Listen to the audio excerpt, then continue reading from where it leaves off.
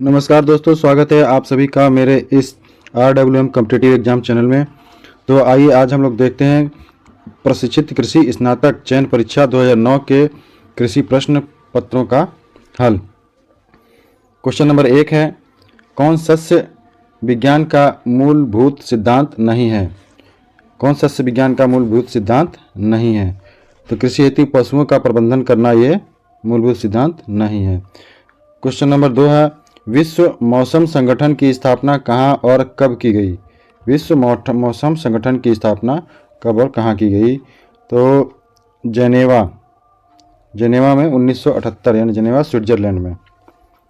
ठीक है, विश्व मौसम संगठन की स्थापना जेनेवा स्विट्जरलैंड में 1978 में की गई। क्वेश्चन नंबर 3 है, वायु दाब का प्रभावी कारक नहीं है। कौन सा नहीं है? मृदा क्षरण। क्वेश्चन नंबर 4 है, C3 पौधे का सही क्रम है। C3 पौधे का सही क्रम कौन सा है? तो इसमें बी आंसर हो जाएगा आपका, मूंगफली, आलू, गेहूं और सोयाबीन। C3 पौधे का सही क्रम है। क्वेश्चन नंबर 5, फसल खरपतवार प्रतिस्पर्धा को कम करने के लिए किस अवस्था पर शाकनाशी का प्रयोग करते हैं? कब करते हैं? तो प्रथम सिंचाई के समय शाकनाशी का प्रयोग करते हैं। क्वेश्चन नंबर 6 है, शरीर क्रियात्मक परिपक्वता के समय फसलों का शुष्क भार कितने प्रतिशत होता है?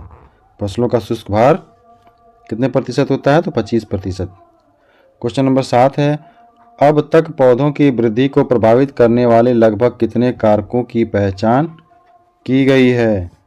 कितने कारकों की पहचान की गई है? तो 52 कारकों की पहचान की गई है। अब तक पौधों की वृद्धि को प्रभावित करने वाले लगभग 52 कारकों की पहचान की गई है। क्वेश्चन नंबर 8 है, फसल में आर्द्रता प्रतिबल के कारण कोशिका पर क्या प्रभाव होता है? कोशिका फैलाव प्रभावित होता है। क्या होता है? कोशिका पर प्रभाव, कोशिका फैलाव प्रभावित होता है। क्वेश्चन नंबर 9 है, पौधों पर पड़ने वाले विकिरण ऊर्जा का कितने प्रतिशत भाग प्रकाश संश्लेषण के काम आता है? कितने प्रतिशत भाग प्रकाश संश्लेषण के काम आता है? तो 0.42 से 1.66% भाग प्रकाश संश्लेषण में काम आता है। 0.42 से 1.66%। क्वेश्चन नंबर 10 है, पौधों में पहले निकली पत्तियों की वृद्धि तेज होती है। पौधों में पहले निकली पत्तियों की वृद्धि तेज होती है कोशिका विभाजन एवं कोशिका वृद्धि के कारण। क्वेश्चन नंबर 11 है, खेती की जाने वाली अधिकतर फसलों के लिए उचित तापक्रम होता है। खेती की जाने वाली अधिकतर फसलों के लिए उचित तापक्रम कितना होता है? 15 से 40 डिग्री सेल्सियस। 15 से 40 डिग्री सेल्सियस उचित तापक्रम होता है। क्वेश्चन नंबर 12, एजोफिकेशन क्या है? 12 में है, एजोफिकेशन क्या है? यह राइजोबियम बैक्टीरिया द्वारा नाइट्रोजन स्थिरीकरण के रूप में भी जाना जाता है। इसका आंसर सी हो जाएगा। ठीक है। क्वेश्चन नंबर 13 है, सनई की रेशे वाली फसल कितने सप्ताह में तैयार होती है? सनई की रेशे वाली फसल 12 से 15 सप्ताह में तैयार हो जाती है। सनई की रेशे वाली फसल 12 से 15 सप्ताह में तैयार हो जाती है। क्वेश्चन नंबर 14 है, अधिक ज्वार खाने से कौन सी बीमारी हो जाती है? अधिक ज्वार खाने से कौन सी बीमारी हो जाती है? तो पेलाग्रा रोग हो जाता है। अधिक ज्वार खाने से पेलाग्रा रोग हो जाता है। क्वेश्चन नंबर 15 है, पूसा जायंट नेपियर किसका संकर है? पूसा जायंट नेपियर किसका संकर है? तो नेपियर गुणा बाजरा का। पूसा जायंट जो है नेपियर और बाजरा का संकरण है। पूसा जायंट नेपियर और बाजरा का संकरण है। Question number 16, Indian journal of agriculture sciences कहाँ से प्रकाशित होता है? Indian journal of agriculture sciences ICAR से प्रकाशित होता है। कहाँ से होता है? ICAR से प्रकाशित होता है। क्वेश्चन नंबर 17 है, मक्का की अधिक पैदावार किस मौसम में होती है? मक्का की अधिक पैदावार किस मौसम में होती है? तो रबी मौसम में। मक्का की अधिक पैदावार रबी मौसम में होती है। क्वेश्चन नंबर 18, बाजरा के संबंध में क्या सत्य नहीं है? बाजरा के संबंध में क्या सत्य नहीं है? तो इसके क्रोमोसोम जो है ये 20 वाला सत्य नहीं है। बाकी बाजरे का उत्पत्ति स्थान मूल अफ्रीका, मूल जो है अफ्रीका है, और ये ग्रैमिनी कुल का है, और पेनिसिटम टाइफोइडस इसका वनस्पतिक नाम है। क्वेश्चन नंबर 19 है, गन्ने के संबंध में क्या सुमेलित नहीं है? इसमें ये बताना है गन्ने के संबंध में क्या सुमेलित नहीं है।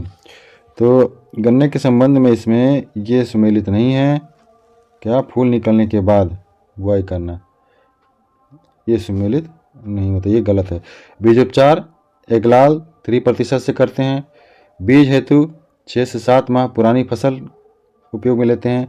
बुआई हेतु ऊपरी भाग का अधिक प्रयोग किया जाता है, 1/3 ऊपरी भाग का।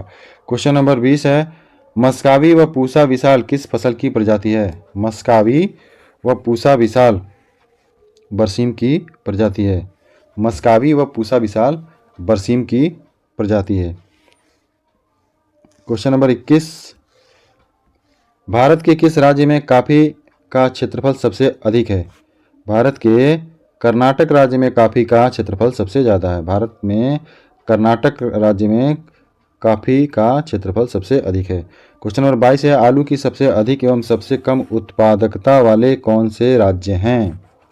आलू की सबसे अधिक तो उत्तर प्रदेश हो जाएगा।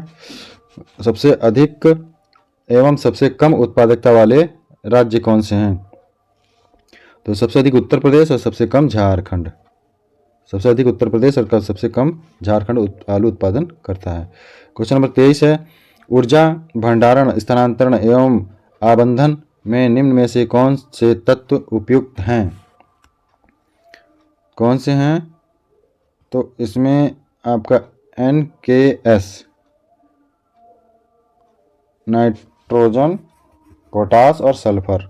नाइट्रोजन, पोटास और सल्फर ऊर्जा भंडारण, स्थानांतरण एवं आबंधन में निम्न में से कौन से तत्व उपयुक्त हैं? ठीक, NKS, नाइट्रोजन, पोटास और सल्फर। क्वेश्चन नंबर 24 है, मधुमक्खी की कौन सी प्रजाति भारतीय नहीं है? मधुमक्खी की कौन सी प्रजाति भारतीय नहीं है? तो एपिस मेलिफेरा भारतीय नहीं है। क्वेश्चन नंबर 25 है, 1 हेक्टेयर के लिए लहसुन की कितनी क्लोव्स की आवश्यकता होती है? 1 हेक्टेयर क्षेत्रफल के लिए लहसुन के कितने बीज की आवश्यकता होती है? तो 500 किलोग्राम। 500 किलोग्राम यानी कि 5 कुंटल बीज की आवश्यकता होती है 1 हेक्टेयर के लिए लहसुन के बीज की आवश्यकता। क्वेश्चन नंबर 26 है, पपीते को कौन सी प्रजाति में सबसे अधिक पपेन मिलता है? पपीते की कौन सी प्रजाति में सबसे अधिक पपेन मिलता है? तो पूसा मेजेस्टी। पपीते की पूसा मेजेस्टी जो प्रजाति है इससे पपेन अधिक बनाया जा सकता है। क्वेश्चन नंबर 27 क्वेश्चन नंबर 27 है, सेब के फल सेट होते समय कम से कम कितना तापक्रम होना चाहिए? सेब के फल सेट होते समय कम से कम कितना तापक्रम होना चाहिए? तो 8 से 10 डिग्री सेल्सियस तापक्रम होना चाहिए। सेब का फल अगर जब सेट होता है उस समय 8 से 10 डिग्री सेल्सियस तापमान होना चाहिए। क्वेश्चन नंबर 28 है, करण स्विस किसका क्रॉस है? करण स्विस किसका क्रॉस है? तो करण स्विस किसका क्रॉस है? साहिवाल और ब्राउन स्विस का। करण स्विस जो है साहिवाल और ब्राउन स्विस का क्रॉस है। करण स्विस साहिवाल और ब्राउन स्विस का क्रॉस है। क्वेश्चन नंबर 29 है, भेड़ कितने वर्ष तक प्रजनन योग्य रहती है? भेड़ कितने वर्ष तक प्रजनन योग्य रहती है? तो 7 वर्ष तक। भेड़ 7 वर्ष तक प्रजनन योग्य रहती है। क्वेश्चन नंबर 30 है, एक बकरी को लगभग कितनी जगह की आवश्यकता होती है? एक बकरी को लगभग कितनी जगह की आवश्यकता होती है? 0.9 से 1 वर्ग मीटर, मतलब 1 वर्ग मीटर तक, 0.9 से 1 वर्ग मीटर तक। क्वेश्चन नंबर 31 है, प्रसार शिक्षा का उद्देश्य है। प्रसार शिक्षा का उद्देश्य है वैज्ञानिक दृष्टिकोण की वृद्धि करना। वैज्ञानिक दृष्टिकोण की ओर वृद्धि करना। प्रसार शिक्षा का उद्देश्य है वैज्ञानिक दृष्टिकोण की ओर वृद्धि करना। क्वेश्चन नंबर 32 है 32, ग्रामीण परियोजना की सफलता निर्भर करती है। ग्रामीण परियोजना कृषि प्रसार की सफलता पर निर्भर करती है। क्वेश्चन नंबर 33 है, सारांशीय जलवायुवीय निरीक्षण मृदा तल से किस ऊंचाई पर करते हैं? सारांशीय जलवायु निरीक्षण मृदा तल से किस ऊंचाई पर करते हैं? तो 1 से 2 मीटर की ऊंचाई पर करते हैं। क्वेश्चन नंबर 34 है, निम्नलिखित में से कौन सा एक सुमेलित नहीं है? इसे देखना कौन सा एक सुमेलित नहीं है। तो इसमें देखिए नाइट्रोजन 75 यानी कि 78% 78 होता है तो 75 चलेगा। ऑक्सीजन 23, यही गलत है।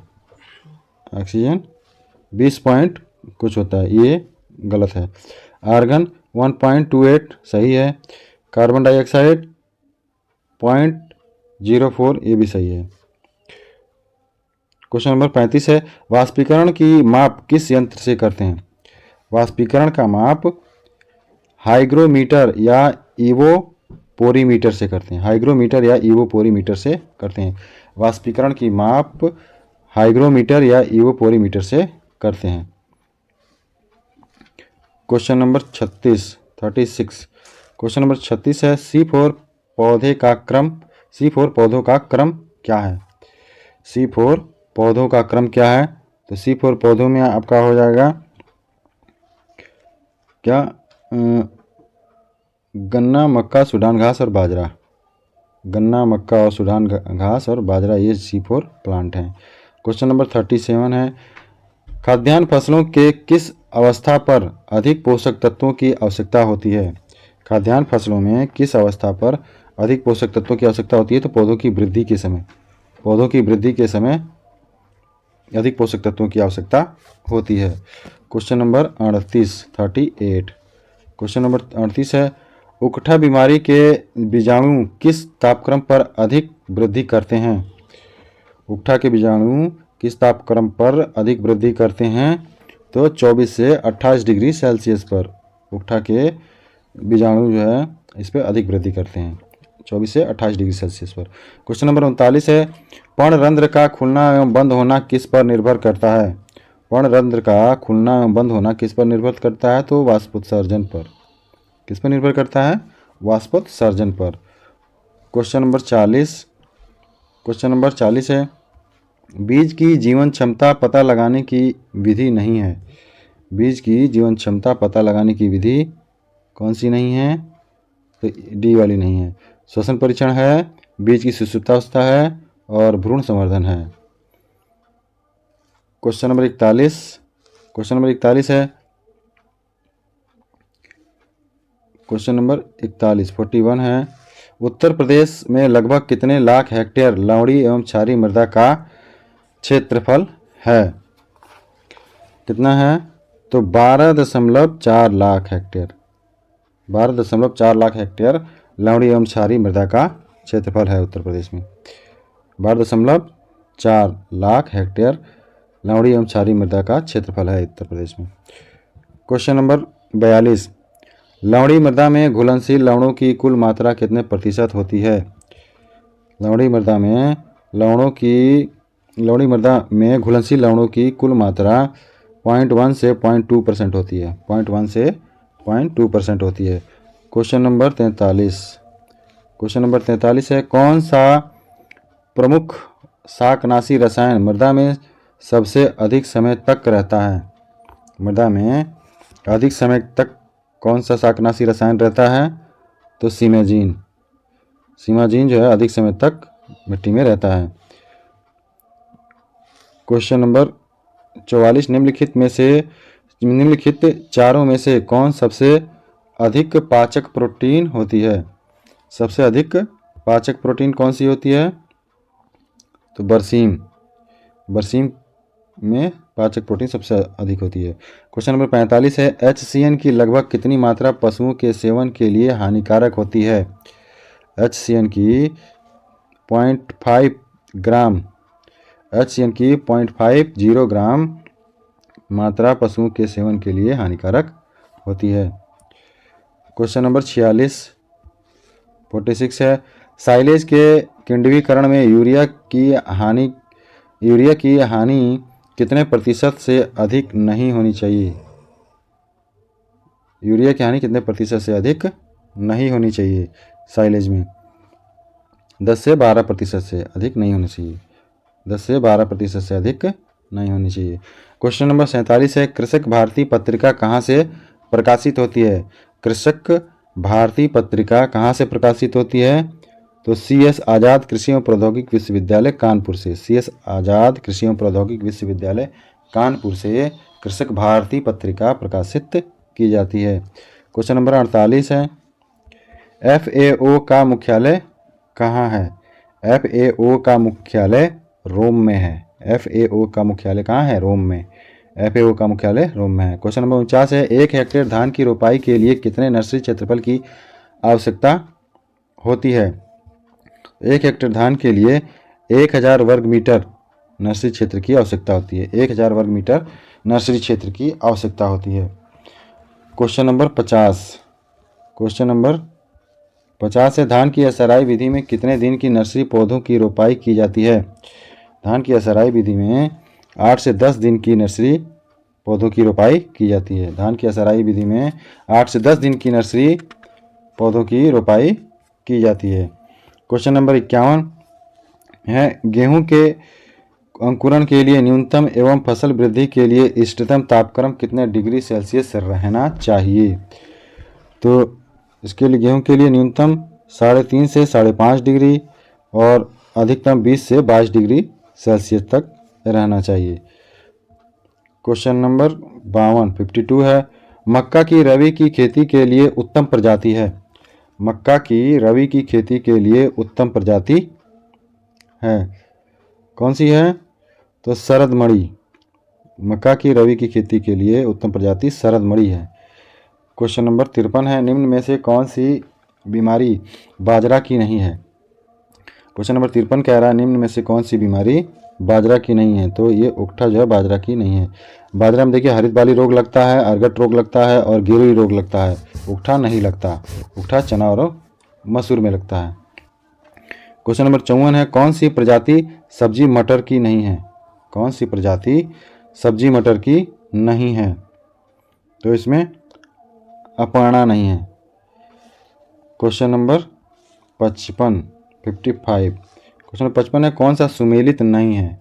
क्वेश्चन नंबर 55 में है, कौन सा सुमेलित नहीं है? तो अंगमारी mancozeb 75 WP, white blister Ridomil 0.2% का छिड़काव, डाउनी मिल्ड्यू जिनेब का छिड़काव करते हैं। लेकिन ये आपका गलत है स्मट। इसमें हमको क्या ढूंढना था? हाँ गलत, सुमेलित कौन सा नहीं है। क्वेश्चन नंबर 56 है, बरसीम का बीज प्रति हेक्टेयर कितना लगता है? बरसीम का बीज प्रति हेक्टेयर कितना लगता है? तो 25 से 30 किलो। बरसीम का बीज प्रति हेक्टेयर 25 से 30 किलो लगता है। क्वेश्चन नंबर 57 है, आलू के कंद बढ़ने के लिए किस इष्टतम तापक्रम की आवश्यकता होती है? तो आलू के कंद बढ़ने के लिए 17 से 19 डिग्री सेल्सियस तापक्रम की आवश्यकता होती है। आलू के कंद को बढ़ाने के लिए 17 से 19 डिग्री सेल्सियस तापक्रम की आवश्यकता होती है। क्वेश्चन नंबर 58 है, टोबैको कैटरपिलर का प्रकोप किस फसल में होता है? टोबैको कैटरपिलर का प्रयोग जूट में होता है। टोबैको कैटरपिलर का प्रकोप जूट फसल में होता है। टोबैको कैटरपिलर का प्रकोप जूट फसल में होता है। क्वेश्चन नंबर 59 है, कौन सा देश विश्व में फल सब्जियों के उत्पादन में द्वितीय स्थान रखता है? द्वितीय स्थान कौन रखता है? तो भारत दूसरे स्थान पर है सब्जियों के उत्पादन में। पहले स्थान पर कौन होगा? चीन। क्वेश्चन नंबर 60 है, यूरोपियन प्रजाति की मधुमक्खी की एक कॉलोनी में औसत वार्षिक उत्पादन क्या है? यूरोपियन प्रजाति में मधुमक्खी में एक कॉलोनी में औसत वार्षिक उत्पादन क्या है? तो 10 किलो। वर्ष में 10 ही किलो उत्पादन कर सकती है यूरोपियन प्रजाति की मधुमक्खी। क्वेश्चन नंबर 61 है, 1 किलोग्राम टमाटर का बीज कितने टमाटर 1 किलोग्राम टमाटर के बीज से कितने टमाटर से मिलेगा? 1 किलोग्राम टमाटर का बीज कितने टमाटर से मिलेगा? तो 160 से 210 किलो 160 से 210 किलो टमाटर से 1 किलोग्राम टमाटर का बीज प्राप्त होता है।